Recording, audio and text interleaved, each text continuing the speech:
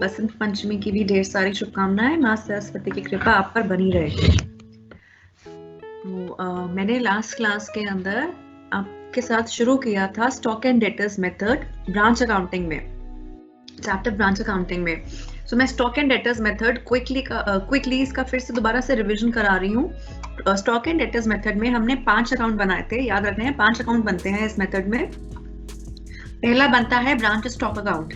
जैसा हमने debtors method के अंदर स्टॉक अकाउंट बनाया था, बिल्कुल सिमिलर वही ब्रांच स्टॉक अकाउंट हमारा इसके अंदर बनेगा, और ये ब्रांच स्टॉक अकाउंट हमारा बनेगा इनवॉइस प्राइस पे। अगर क्वेश्चन में हमें कोई भी स्टॉक का जो मूवमेंट है, चाहे वो ब्रांच से आ रहा है चाहे वो ब्रांच को जा रहा है, वो कॉस्ट प्राइस पे अगर गिवन है, या ओपनिंग स्टॉक या क्लोजिंग स्टॉक अगर हमें कॉस्ट प्राइस पे गिवन है, तो हमें उसको इनवॉइस प्राइस पे कन्वर्ट करना है, और उसके बाद ही हम उसको स्टॉक अकाउंट के अंदर शो कर सकते हैं। So branch stock account is made at invoice price, जो पहला है। ठीक है, नेक्स्ट इज ब्रांच डेटर्स। अच्छा, लास्ट क्लास के अंदर जो शॉर्टेज था, शॉर्टेज वाला पॉइंट मैंने क्लास में कराया था कि जो शॉर्टेज के अंदर जो प्रॉफिट मार्जिन होता है, जो लोड होता है, उसको हम ब्रांच एडजस्टमेंट में ट्रांसफर करते हैं, और जो कॉस्ट वाला एलिमेंट होता है उसको हम प्रॉफिट एंड लॉस में डेबिट साइड पे ट्रांसफर करते हैं। ठीक है, जो सरप्लस वाला पार्ट है, सरप्लस वाला पार्ट मैं आज की क्लास में कराऊंगी कवर कि उसका ट्रीटमेंट कैसे होना है। तो शॉर्टेज का जो कॉस्ट वाला पार्ट है वो प्रॉफिट एंड लॉस में जाएगा डेबिट साइड पे, और जो प्रॉफिट एलिमेंट वाला पार्ट है, लोड वाला पार्ट है, that will be shown in branch adjustment account. So ये था branch account. Next was your branch debtors account. Branch debtors account भी वैसे ही बनना है जैसे हमने डेटर्स मेथड में बनाया था, no change. So stock and debtors account आप अब तक क्लास के अंदर करते आ रहे हैं पिछले 3 क्लासेस से। This is branch adjustment account. Adjustment account के अंदर जो भी ये जो ब्रांच स्टॉक के अंदर हमने इनवॉइस प्राइस पे शो किया है, इसके अंदर जितना भी प्रॉफिट मार्जिन है स्टॉक में, वो सारा का सारा जो प्रॉफिट मार्जिन है, लोड है, हमें ब्रांच एडजस्टमेंट में शो करना है। ठीक है, ब्रांच एडजस्टमेंट में जो ओपनिंग स्टॉक का स्टॉक रिजर्व हम नोट करते थे क्रेडिट साइड में, ब्रांच अकाउंट में, डेटर्स मेथड में, वो हमने यहाँ पे रिकॉर्ड करना है क्रेडिट साइड पे स्टॉक रिजर्व के नाम से ब्रांच एडजस्टमेंट में, और क्लोजिंग बैलेंस का डेबिट साइड पे रिकॉर्ड हो जाएगा। जो हेड ऑफिस से गुड्स आ रहे हैं ब्रांच को, उनका लोड हम क्रेडिट साइड पे शो करेंगे, और जो ब्रांच से गुड्स जा रहे हैं हेड ऑफिस को, उसका हम शो करेंगे ऑन द डेबिट साइड। तो स्ट्रेट अवे हम यहाँ पर नेट इफेक्ट ले लेते हैं, जितना भी नेट गुड्स आए from head office to branch, हम उसका नोट निकाल देते हैं। ठीक है, जो भी इसका बैलेंस होगा, that has to be transfer to branch profit and loss account. वो यहाँ पर हमें ग्रॉस प्रॉफिट या ग्रॉस लॉस, या वी से जनरल प्रॉफिट या जनरल लॉस मिलता है हमें ब्रांच एडजस्टमेंट अकाउंट से, कि लोड यानी प्रॉफिट मार्जिन जो है स्टॉक में, उससे हमारा हम कितना अर्न कर पा रहे हैं। जो स्टॉक के अंदर मार्जिन है, जो हम गुड्स बेच रहे हैं आगे कस्टमर्स को, जो ब्रांच गुड्स सेल कर रही है कस्टमर्स को आगे, उसके अंदर कितना प्रॉफिट मार्जिन है, वो हम सारा ब्रांच एडजस्टमेंट में रिकॉर्ड कर रहे हैं। तो वो सारा प्रॉफिट मार्जिन जो है, that is nothing but your general profit और gross profit, you can say, मतलब gross profit in branch accounting. ठीक है, नेक्स्ट है ब्रांच एक्सपेंसेस। ब्रांच एक्सपेंसेस सारे हम ब्रांच एक्सपेंसेस में डेबिट साइड पे रिकॉर्ड करते हैं, ये ब्रांच एक्सपेंसेस हैं। और उसके बाद जब हमने ब्रांच एक्सपेंसेस को ट्रांसफर कर दिया पीएनएल में, हम पीएनएल बनाते हैं। फिफ्थ अकाउंट जो बनता है वो पीएनएल बनता है। जो भी हमने ब्रांच एडजस्टमेंट में ग्रॉस प्रॉफिट या जनरल प्रॉफिट निकाला है वो हम शो करते हैं, और सारे ब्रांच एक्सपेंसेस हम डेबिट साइड पे शो कर देते हैं। The balance that we get is our net profit और नेट लॉस। ठीक है, ये 5 अकाउंट्स हमने लास्ट क्लास में भी बनाए थे। Late us do one more question today.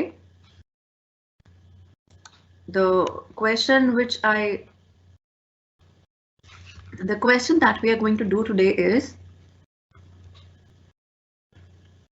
Question number 9। जो मैंने आपके साथ क्वेश्चन बुकलेट शेयर करी हुई है, वो पीडीएफ शेयर किया हुआ है, इसमें question number 9।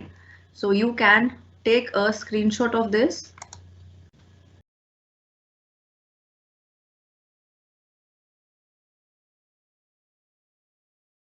Okay, so let us now come to the solution part of this question. Take a minute, quickly read this question.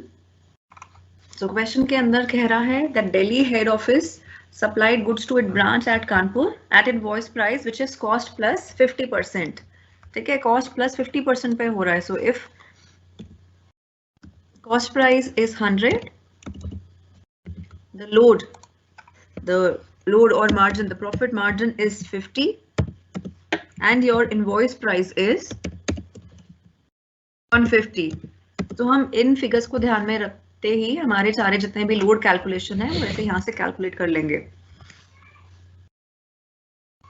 So first thing that is given to us in the question is stock with branch on 1st January. Stock with branch on 1st January at invoice price.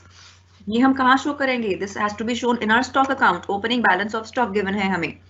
So opening balance of stock हम branch stock में show करेंगे by balance BD. Amount of stock, opening stock is 60,000. Right. Now this is given at invoice price. So at invoice price means we have to calculate the load to be shown in branch adjustment. So branch adjustment में हम आ जाते हैं. इसका हम load कैसे calculate करेंगे? That will be this 60,000 is equivalent to 150. Right? 60,000 is equivalent to 150. हमें सिर्फ load part निकालना है. Load part means we just have to calculate this 50 वाला part. मैं यहाँ से ले रही हूँ, ये 50 वाला part निकालना है हमें. ये calculation कैसे हो जाएगी? So this will be 1000 by 150 into 50. This is nothing but the unitary method. 60,000 by 150 into 50. So if you are going to calculate this, it will come out to be 20,000. So branch adjustment के अंदर मैं यहाँ पर लिख देती हूँ by stock reserve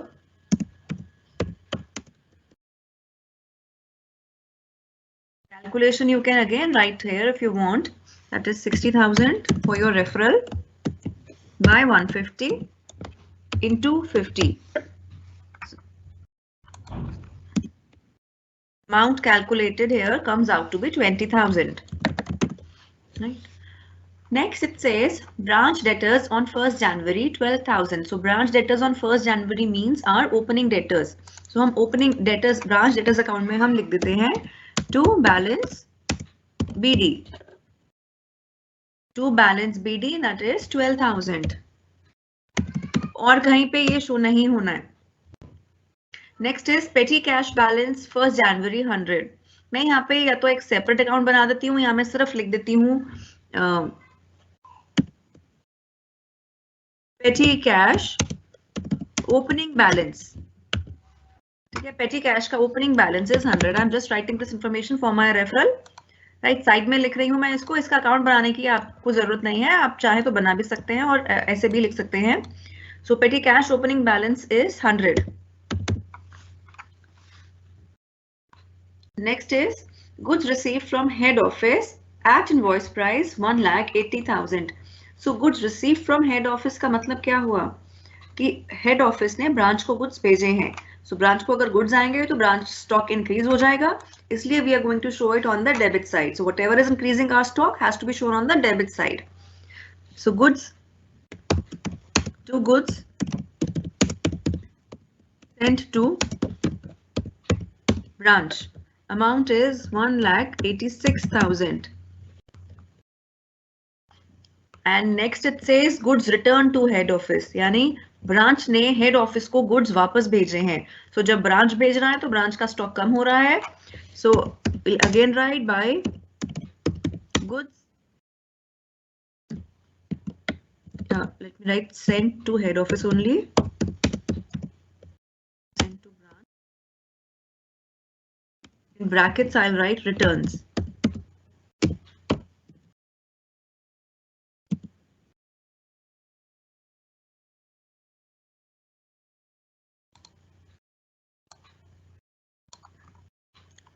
So goods returned by branch to head office is 13,000. ठीक है, अब हमें क्या करना है, हमें इनके ऊपर लोड भी कैलकुलेट करना है. So instead of calculating load on 1,86,000 अलग एंड 13,000 अलग, what I do, I straight away take the net goods sent to branch. So net goods sent to branch कितना हो जाएगा? So I am writing here by goods sent to branch, this is load. Adjustment में I am calculating the load और net goods sent कितना हो गया branch को? Net goods हो गया 1,86,000. Just a second. 1,86,000 माइनस 13,000. मैं दोनों पे अलग अलग निकालने की जगह सीधा इस पे निकाल देती हूँ. 1,86,000 minus 13,000 that is 1,73,000.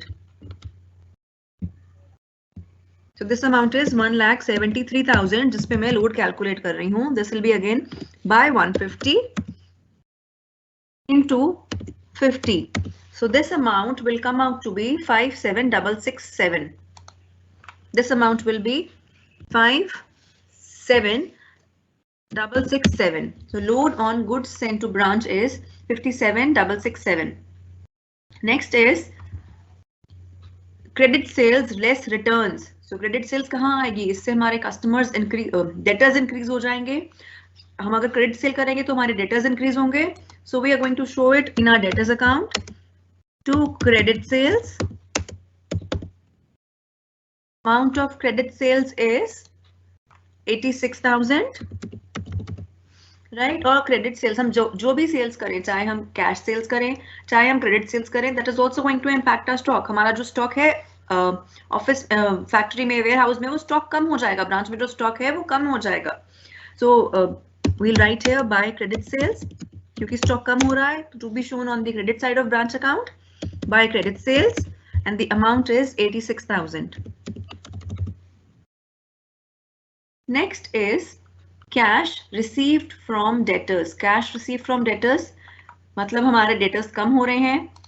So we are going to write here by cash debtors account के अंदर. So whatever is decreasing our asset has to be shown on the credit side. So इसमें हमारा कैश इंक्रीज हो रहा है, debtors decrease हो रहे हैं. So cash to debtors, this is going to decrease our debtors. So therefore shown on the credit side of debtors account. So cash received from debtors is 90,000. Next is discount allowed to debtors.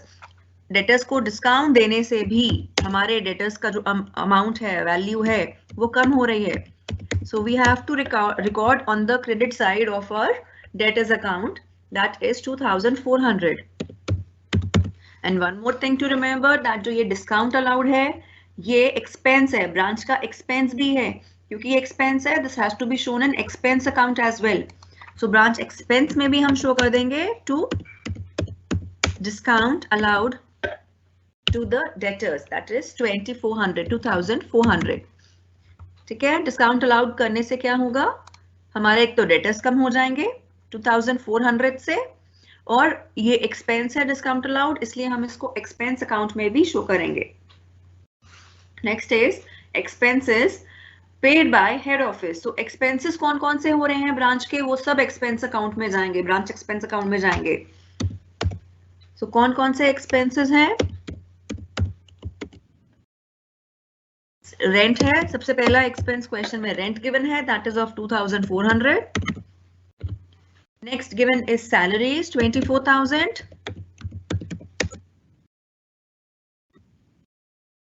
After salaries given is पेटी cash. Petty cash. These are expenses, petty cash expenses. So I'll write here petty cash expenses, which is 1,000. So total expenses here come out to be 27,400. Okay, total expenses incurred by the head office on the branch are 27,400. क्योंकि ये branch के expenses हैं, so this has to be shown in the branch expense account 27,400. Next is your cash sales. अब cash sales से क्या होगा, और तो कहीं शो करना नहीं है हमें. cash sales से हमारा बस stock कम हो रहा है cash sales से. So stock account में जाके we are going to write on the credit side by cash sales. Okay, so cash sales is 1,04,000.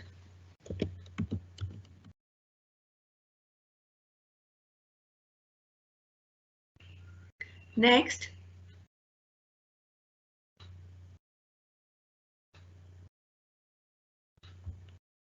after cash sales is stock with branch on 31st December 54,000. So stock with branch on 31st December means it is our closing stock.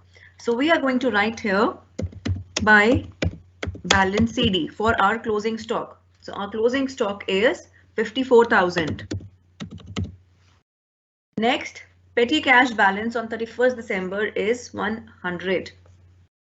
So we write it here 100. मैंने यहाँ पर लिखा था petty cash का opening balance as 100. So I'll write here petty cash का closing balance नीचे.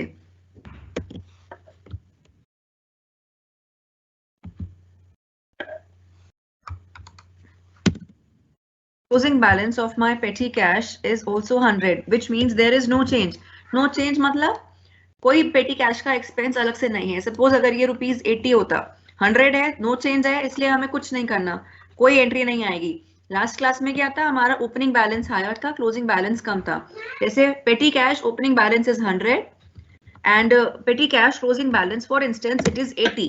अगर 80 है तो इसका मतलब क्या हुआ, 20 रुपए साल के बीच में खर्च हो गए, 20 रुपीज हमने स्पेंड कर दिए. तो इस 20 रुपीज को भी हम ब्रांच एक्सपेंस के अंदर एक्सपेंस में डेबिट साइड पे शो करते, पेटी कैश एक्सपेंसेस ₹20. ठीक है, ये कब आता है, अगर हमारा जो बैलेंस है, क्लोजिंग बैलेंस है, वो कम है. सो इसे हम क्योंकि ये सेम है amount, we don't have to show anything. ये जो डिफरेंस वाला पॉइंट है, ये लास्ट क्वेश्चन में आप चेक कर सकते हैं, क्वेश्चन नंबर 7, उसके अंदर ओपनिंग बैलेंस ज्यादा था, क्लोजिंग बैलेंस कम था, which means branch incurred some expenses, so we have to show them in the expense account as well. But this is not the case in this question. So this was all the information given to us in the question. Let us now close these accounts. सबसे पहला है branch debtors account. ठीक है, branch debtors account में हमारे पास balance b d given है, credit sales given है, cash receive from debtors given है एंड डिस्काउंट गिवन है. So what is not given to us is by balance CD, that is our closing balance. Closing balance of debtors account is not given to us. So if we calculate it, I'll write here balancing figure. If we calculate it, we get the amount to be 5,600. The closing balance of your branch debtors account is 5,600. You can cross verify these figures. Next we move on to our, so one thing that we have skipped in the question is stock reserve on balance CD of ठीक है, closing जो यहाँ पे branch stock है, branch stock का जो closing balance है, closing balance का हमने स्टॉक रिजर्व नहीं निकाला है जो हमें निकालना था और हमने स्किप कर दिया. So we will write here to stock reserve. This was load profit margin of this 54,000. कैसे कैलकुलेट करेंगे हम, 54,000 into 50 by 150, which gives us the figure 18,000.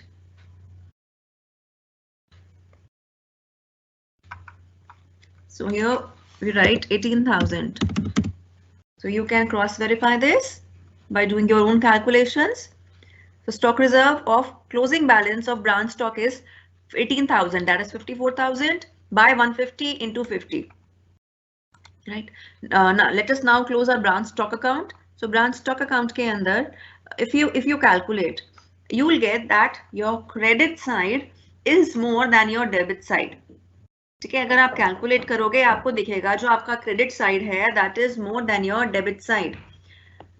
You can do the calculations. Take a minute, do the calculations. ठीक है, आपको अब दिख जाएगा कि क्रेडिट बैलेंस 11,000 से ज्यादा है. तो डिफरेंस कितना आ रहा है, 11,000 का. हमें यहाँ 11,000 लिखना है.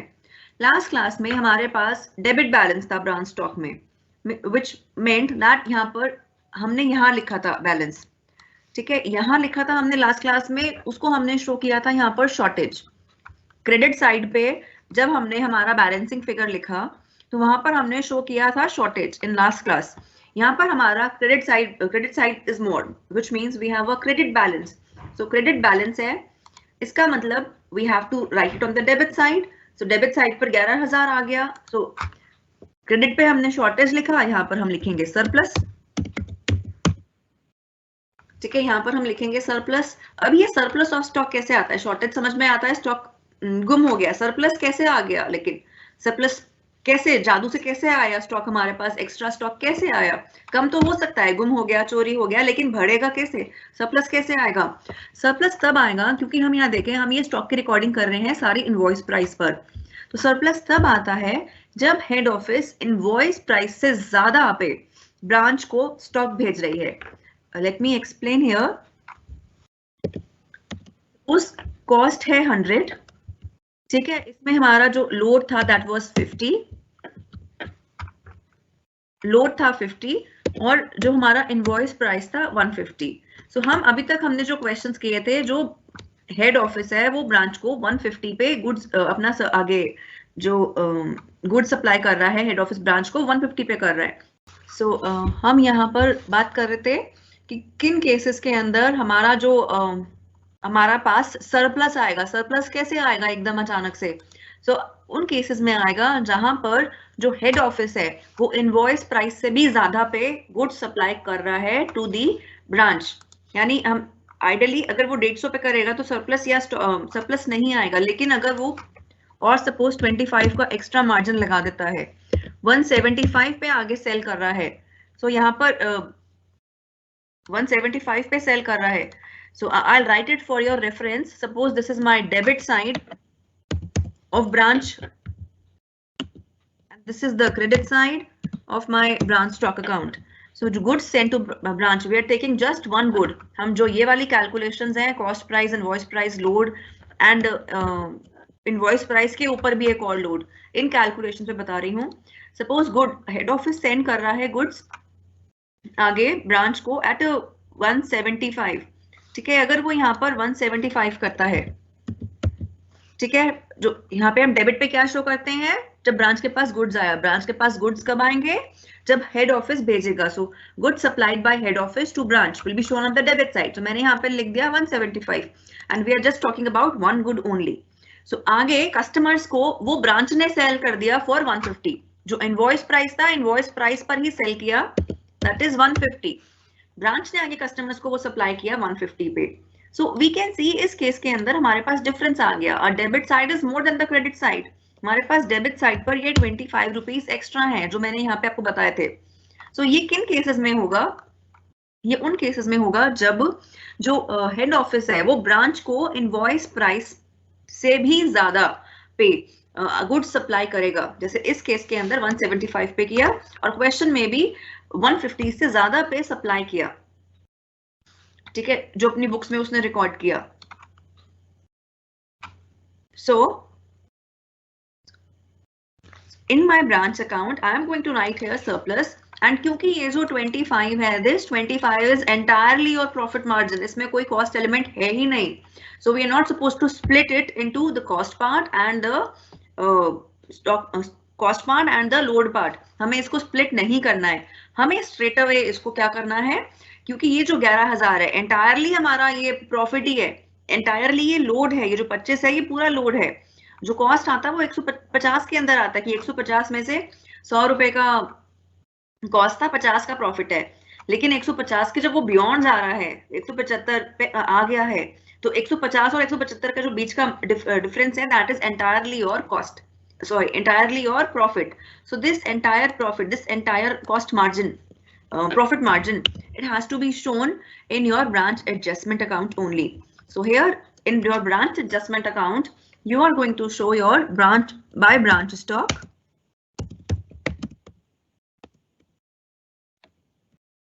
In brackets, you will write surplus.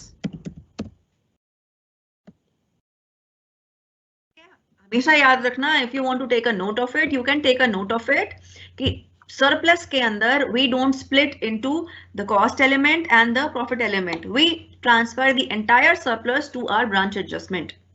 You can take a note of this. I'm repeating.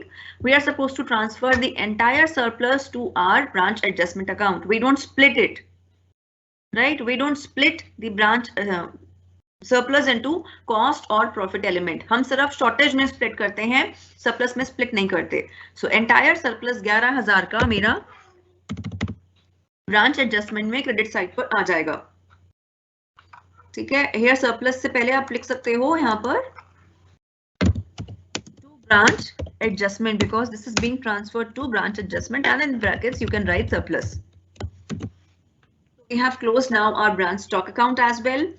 Next comes our branch adjustment account. So branch adjustment account के अंदर we will calculate our balance. So if we calculate our balance, we will see we are getting a credit balance. Credit balance means debit side पे इसको हमें show करना है to, हमें transfer करना है branch P&L में. So we will write to branch P&L.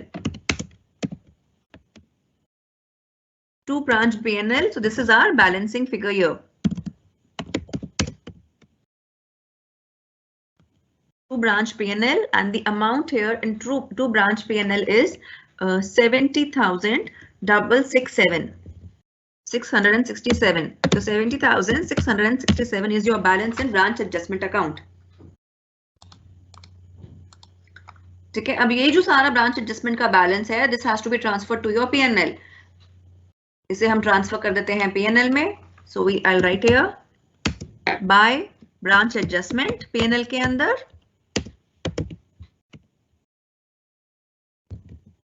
70,667. ठीक है, अब I'll transfer all my expenses to my P&L. So total of expenses यहाँ पे कितना आ जाएगा? So यहाँ पे मैं लिख देती हूँ by branch P&L.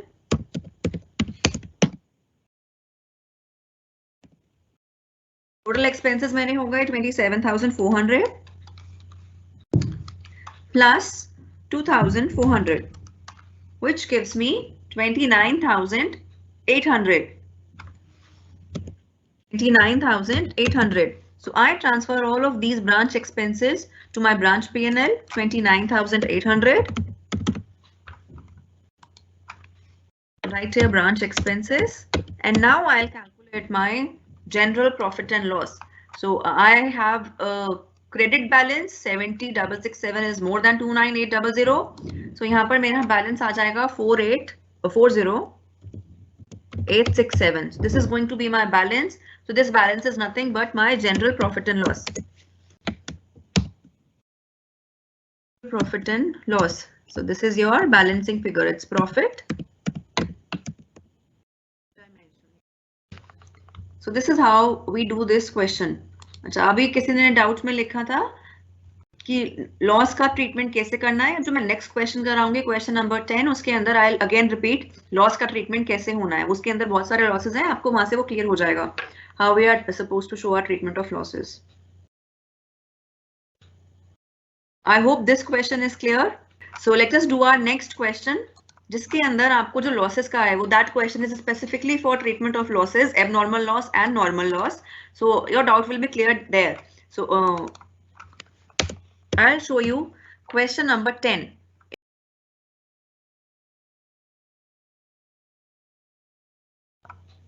So Lokesh Limited send goods to its Ratlam branch at cost plus 25%. So from these information, you are supposed to calculate your profit or loss for this particular branch. तो इसके अंदर देखो, इसमें बहुत सारा loss in transit हो रहा है, थेफ्ट हो रहा है, लॉस इन वेट नॉर्मल वाला है. सो इसमें दो टाइप के तो हमारे पास एबनॉर्मल लॉस है और एक नॉर्मल लॉस है. सो इनका ट्रीटमेंट कैसे करना है नॉर्मल लॉस और एबनॉर्मल लॉस का, we will do right now.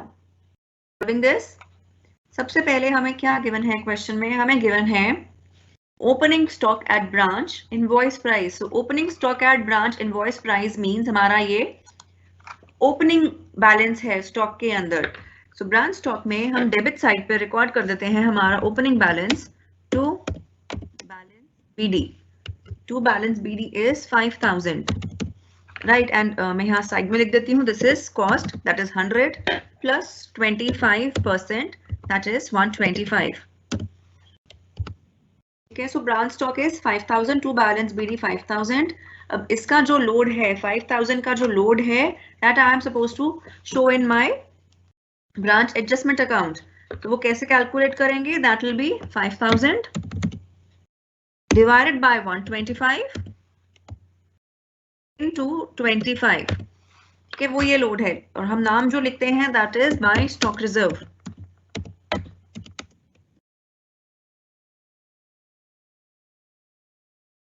तो 5,000 into 25 divided by 125.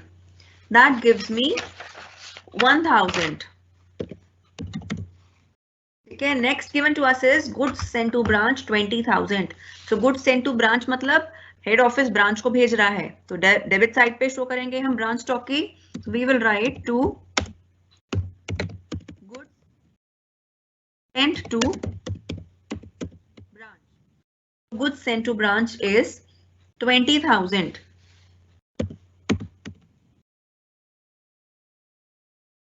Yes, so 20,000 हमें इसका भी लोड शो करना है ब्रांच एडजस्टमेंट में. So we will write here buy goods sent to branch.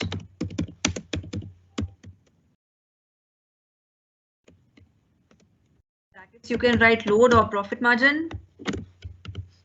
And the amount that you will calculate is as 20,000 by 125.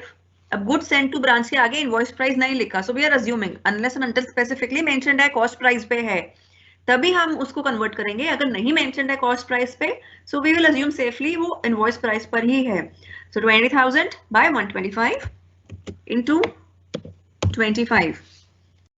So 20,000 divided by 125 into 25.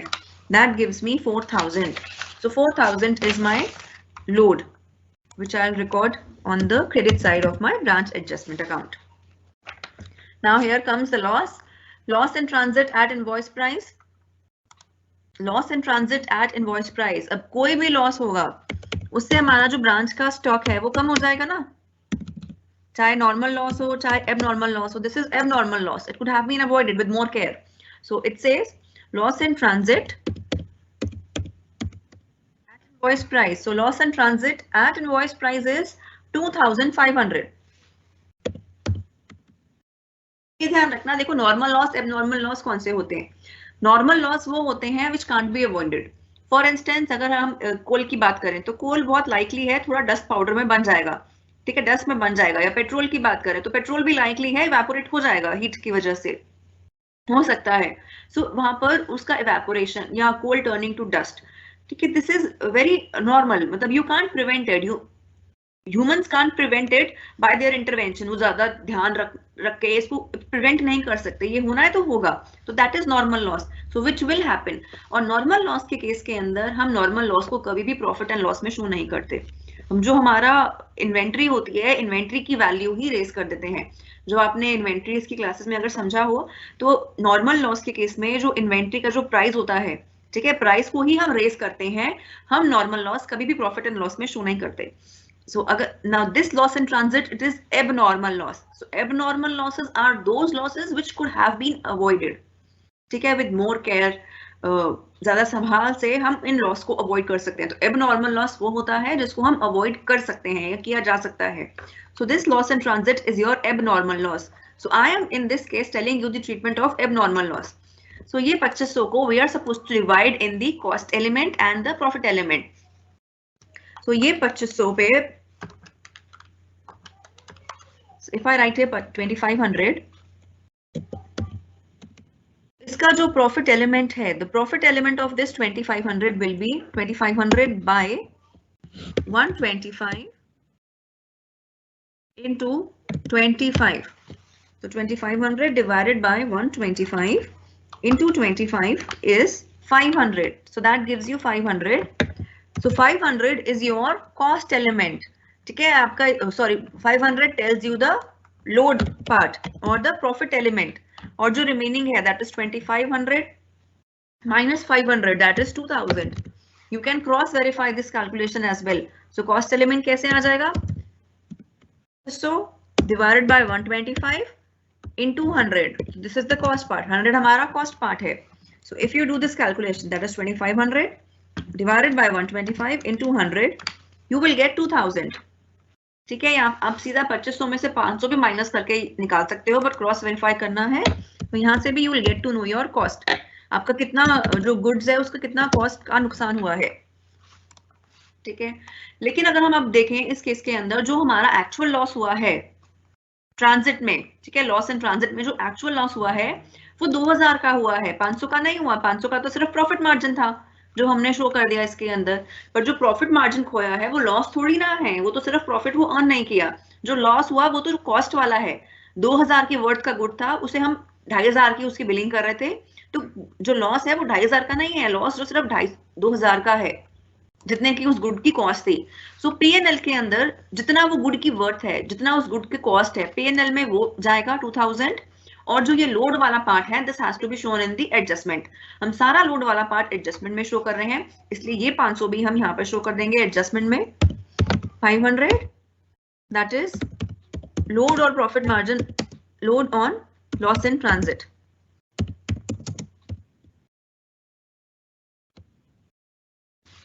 ठीक है, load on loss in transit. अब यहाँ पे transit की भी spelling गलत हो गई है, टाइपिंग एरर है, उसको भी प्लीज ठीक कर लीजिए आप।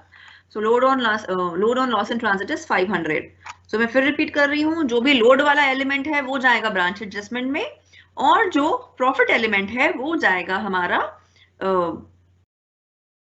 प्रॉफिट एंड लॉस अकाउंट में। तो मैं यहाँ पर शो कर देती हूँ loss in transit, this is the cost part. So cost was 2000, जितना लॉस हुआ उसका। ठीक है, so next is theft at invoice price 1000। Now again अगर थेफ्ट हो रही है तो जो स्टॉक है, ब्रांच स्टॉक कम हो जाएगा, ब्रांच स्टॉक कम होगा, इसलिए हम उसको शो कर रहे हैं हमारा क्रेडिट साइड पे ब्रांच अकाउंट में। तो थेफ्ट कितनी है, थेफ्ट का अमाउंट है 1000। One second, let me check as well. Theft का amount is 1000. So अब 1000 को भी we are supposed to split, right? 1000 के अंदर भी कुछ, क्योंकि जो theft है वो भी abnormal loss है, abnormal loss है, तो 1000 by 125 into 25. So this will give us 1000 divided by 125 into 25 will give me 200. So this 200 is the load part, और जो बैलेंस है 800 that is the cost part. जो 1000 की बुक इनवॉइस प्राइस वाला जो स्टॉक चोरी हुआ उसकी जो कॉस्ट थी that was 800. सो मेरा जो एक्चुअल लॉस है वो है 800 का, और जो लोड एलिमेंट है वो है 200 का। सो लोड एलिमेंट मैंने शो कर देना है ब्रांच स्टॉक के अंदर, branch adjustment में I'll write here 200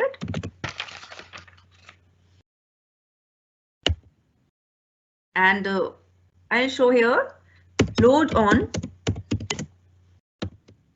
theft of stock, load on theft of stock, और जो 800 यानी जो कॉस्ट वाला पार्ट है that has to be shown in your branch P&L.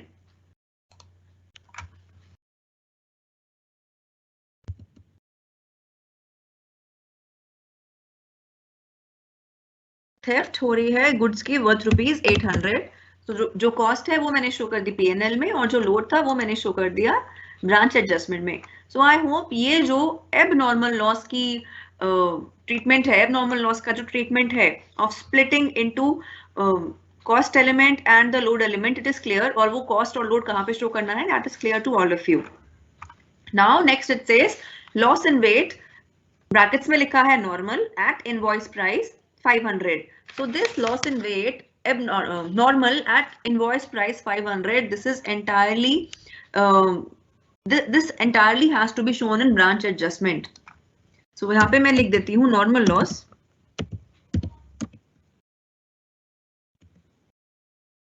500. So normal loss को, normal loss हम कभी भी प्रॉफिट एंड लॉस में नहीं शो करते, हमेशा याद रखिए नॉर्मल लॉस को प्रॉफिट एंड लॉस में नहीं शो करना होता, इसलिए हम उसको ब्रांच एडजस्टमेंट में ही एडजस्ट कर रहे हैं। ठीक है, इन्वेंट्रीज के अंदर भी अगर हमने जो मेथड जब आपने अगर किए होंगे दूसरी क्लासेस में इन्वेंट्रीज, तो उसके अंदर भी नॉर्मल लॉस को आपने कभी भी प्रॉफिट एंड लॉस में ट्रांसफर नहीं करना होता है। सो आप क्या करते हो, अपनी इन्वेंट्री की वैल्यू रेस कर देते हो इन्वेंट्रीज के अंदर, अगर आप पढ़ोगे तो ये प्रॉफिट नॉर्मल लॉस हमारा प्रॉफिट एंड लॉस में नहीं जाएगा। Next is sales, you can take a note of it. If you want to, I can make you write. You can write down abnormal loss, the cost element of abnormal loss, cost element of abnormal loss. has to be transferred to branch P&L account, and profit part, the profit margin of your abnormal loss has to be transferred to your branch adjustment account. This is for normal loss, and your entire normal loss is transferred to branch adjustment account. Normal loss entirely is transferred to branch adjustment account. So that's there. Next is sales. Sales करने से क्या होगा, जो branch stock है वो कम हो जाएगा, तो सेल्स हम ब्रांच स्टॉक के अंदर शो कर देंगे, that is 25,500. So branch stock में शो कर दिया हमने सेल्स. मैंने यहाँ पे एबनॉर्मल लॉस रिकॉर्ड नहीं किया, एबनॉर्मल लॉस भी हमें ब्रांच स्टॉक में रिकॉर्ड करना है, सॉरी नॉर्मल लॉस भी हमें रिकॉर्ड करना है. So normal loss was of 500 because normal loss से भी स्टॉक कम हो रहा है, so that also has to be recorded. Next is sales, and the amount of sales is 25,500. After sales it is expenses 8,000. So यहाँ पे aggregate ही दिया हुआ है expenses. I'll write straight away 8,000. Next is closing stock at branch at cost to branch. Now the language is twisted here. Closing stock at branch at cost to branch. So at cost to branch का मतलब क्या हुआ, अगर मैं head office को invoice कर रही हूँ गुड्स 125 पे, तो ब्रांच के लिए तो ये 125 की कॉस्ट है ना. हेड ऑफिस की कॉस्ट थी 100, उसने 25 ऐड किया और ब्रांच को भेजे 125 पे. ब्रांच को इनवॉइस किया गुड्स 125 पे.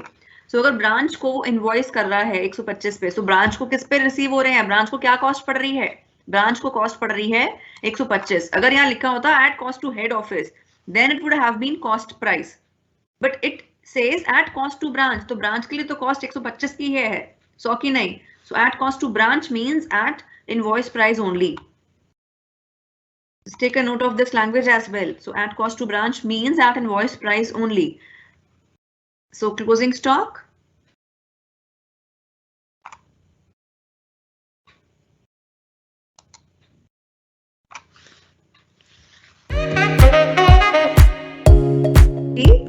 that is your 6,000.